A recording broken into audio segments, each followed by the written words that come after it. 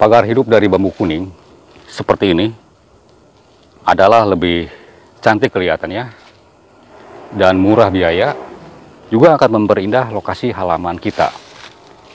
Selain dari keindahan, juga bambu kuning ini memiliki akar yang cukup kuat. Bambu kuning untuk pagar ini sudah ditebang seperti ini, sengaja penebangannya tidak terlalu muda dan juga tidak terlalu tua.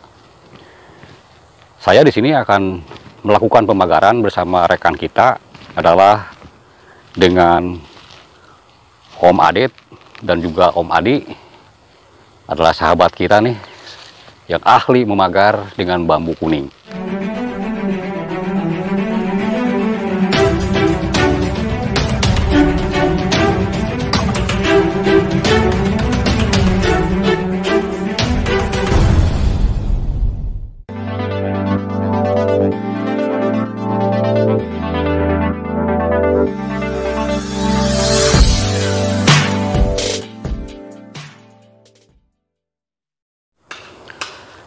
Assalamualaikum warahmatullahi wabarakatuh. Selamat berjumpa kembali teman-teman semua dimanapun kalian berada saat ini. Mudah-mudahan kabar kalian semuanya sehat walafiat dan berbahagia, tentunya bersama keluarga. Dan juga saya ucapkan selamat berjumpa untuk semua teman-teman, khususnya para pencinta tanaman, baik tanaman bonsai, tanaman hiasan rumahan, dan juga tanaman perkebunan. Saya ucapkan selamat berjumpa. Mudah-mudahan tanaman kalian semuanya pada subur dan pada bagus. Dan juga saya ucapkan selamat berjumpa di saluran Restu Bunda Channel. Pada kesempatan kali ini saya mau berbagi tips, yaitu cara membuat pagar hidup dengan bambu kuning. Nah ini teman-teman ya, bisa teman-teman lihat di sini yang sudah saya lakukan. Ini adalah pagar hidup yang langsung ditancap ke tanah dari bambu kuning. Nah, kenapa saya menggunakan bambu kuning ini? Karena pohon bambu kuning pertama memiliki akar serabut yang cukup kuat dan menjalar kemana-mana.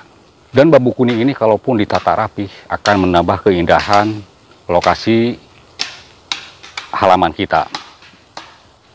Selain dari keindahan dan juga untuk pagar pembatas, juga di sini ada keperluan lain, yaitu untuk memperkuat posisi ataupun sisian kali semacam ini.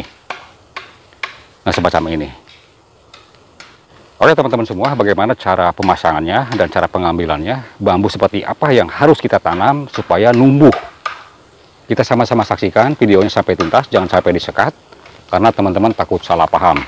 Jangan lupa silahkan diklik dulu tombol like-nya yang menyukai video ini, silahkan ya. Dan juga komennya ditulis di kolom komentar di bawah mengenai isi video ini. Dan juga buat teman-teman semua yang baru menemukan channel saya, yang masih merah tombol subscribe-nya, silahkan diklik dulu tombol merahnya. Dan jangan ketinggalan juga loncengnya dibunyikan sampai berbunyi ke HP kalian. Oke, selamat menonton. Nah ini teman-teman ya, ini adalah bambu kuning yang sudah saya tebang. Beberapa batang yang sudah ditebang.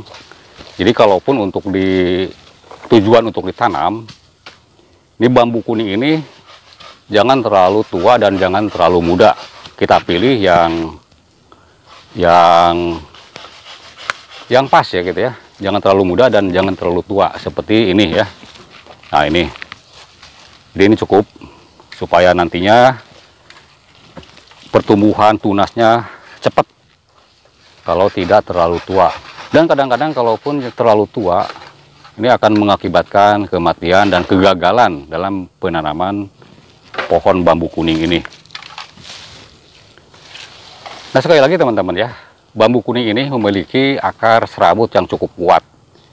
Jadi dia akan menjalar kemana-mana, dan selain dari memperkuat tanah supaya tidak longsor, sisian kali kalaupun ada di sisian kali, dan juga bambu kuning ini cukup indah kalaupun kita rawat, dibersihkan, dan halaman kita akan menambah suasana adem dan nyaman kelihatannya kalaupun bambu kuning ini kita rawat dan urus dengan baik.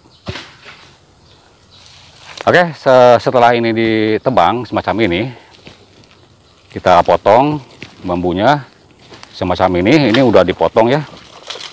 Ini tidak terlalu panjang dan tidak terlalu pendek, supaya memukulnya tidak terlalu tinggi. Ini kira-kira 1 meter berapa? 1 meter lebih ya? 1 meter berapa? 1,5 meter katanya.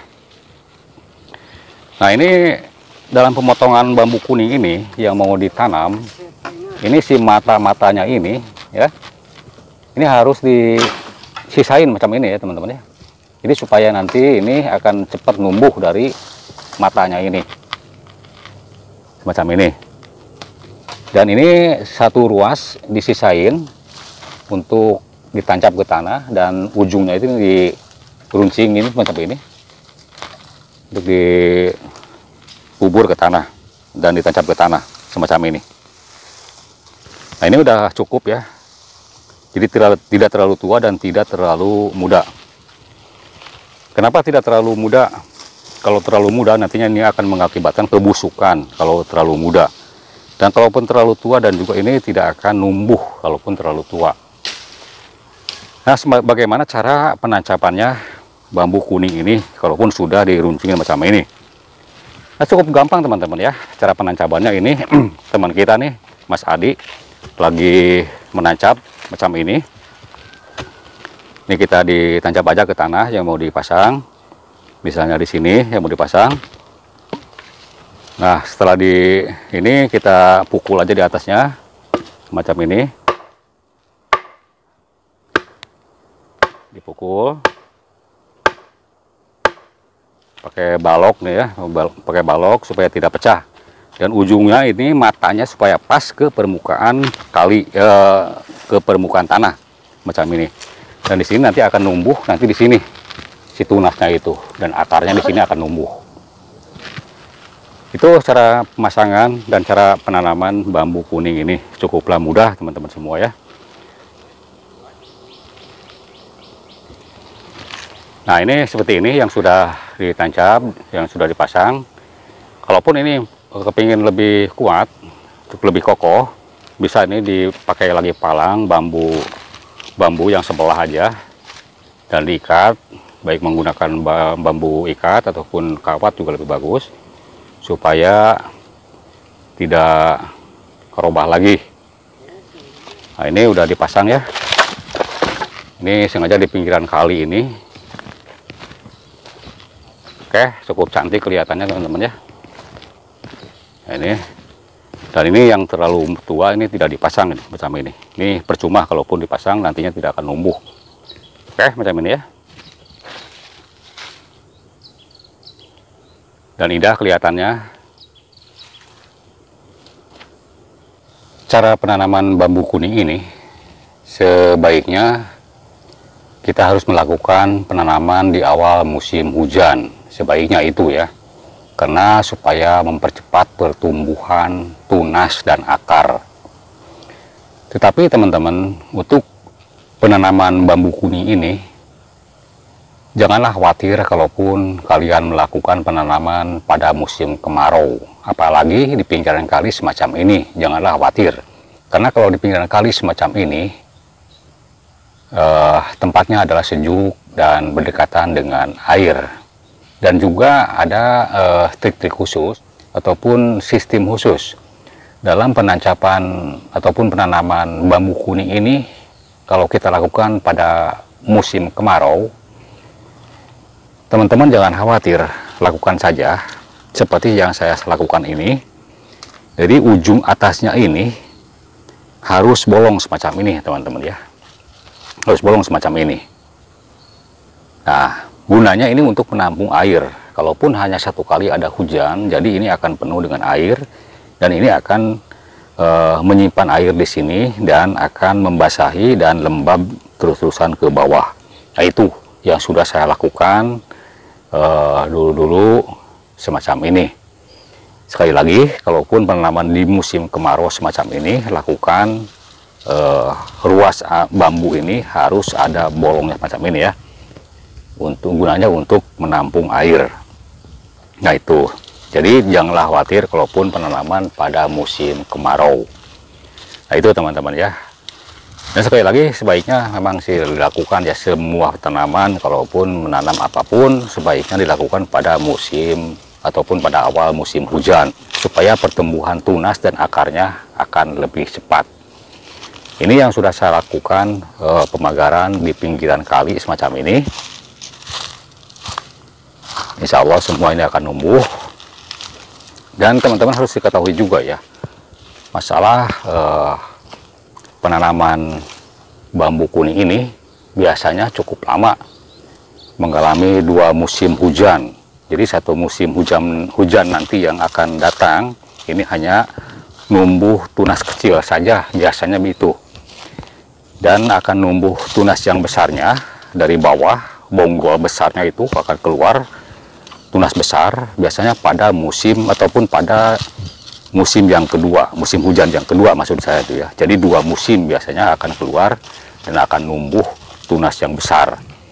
Nah ini teman-teman ya, yang sudah dilakukan penanaman sudah bertahun-tahun ini semacam ini. Ini bisa teman-teman lihat, jadi pinggiran bawahnya ini cukup kokoh karena akarnya ini berbelit-belit dan bergabung ke seluruh bagian teman-teman pohon bambu yang lainnya. Jadi cukup kuat ini kalaupun untuk di pinggiran kali semacam ini. Dan bambu kuning yang sudah saya tebang semacam ini teman-teman ya, ini sebetulnya susah untuk membuangnya. Kalaupun ini bonggol-bonggolnya yang tersisa semacam ini habis ditebang, karena kemarin ini menghalangi ke pesawahan dan rimbun ke pesawahan, jadi ini dibuangin aja kemarin. Dan ini tidak akan lama lagi akan pada keluar lagi nih tunas-tunas baru, bahkan lebih besar lagi tunasnya, bahkan akan keluar tunas-tunas lebih banyak lagi. Dan ini bisa teman-teman lihat juga di sini ada dapuran bambu yang sudah bertahun-tahun ini, dan tanahnya yang ke bagian atasnya sudah terkikis habis sama air. Ini bisa teman-teman lihat ya, ini dapuran bambu ini tetap saja dia kokoh dan tidak terbawa sama air semacam ini, dan tetap dia hidup walaupun bawahnya sudah habis macam ini. Dan teman-teman bisa lihat di sini juga ada dapuran-dapuran bambu yang lain di sini yang sudah kokoh, yang sudah lama bertahun-tahun. Ini semua ada di pinggir kali semacam ini teman-teman ya. Sekali lagi teman-teman semua ya, bambu kuning cukup kuat dan cukup kokoh walaupun ada terpaan angin dan juga air ya, seretan air yang cukup kuat. Pohon bambu kuning cukup kuat akan segala macam terpaan. Sekali lagi teman-teman semua ya, pohon bambu kuning ini kegunaannya hanyalah untuk pagar pembatas ataupun penguat pinggiran kali. Kalaupun untuk keperluan lain seperti untuk bahan-bahan bangunan dan yang lainnya, ini tidak bisa digunakan ataupun jelek digunakan karena akan cepat bambu kuning ini termakan rayap. Oke, mungkin itu teman-teman semua ya yang bisa saya sampaikan cara penanaman pohon bambu kuning untuk pembatas tanah dan juga untuk pagar di pinggiran kali. Terima kasih banyak Anda sudah menonton video saya. Ambil yang baiknya dan buang yang jeleknya. Sampai jumpa di video berikutnya. Yang belum subscribe silahkan subscribe dulu. Wabillahi taufiq wa hidayah. Wassalamualaikum warahmatullahi wabarakatuh.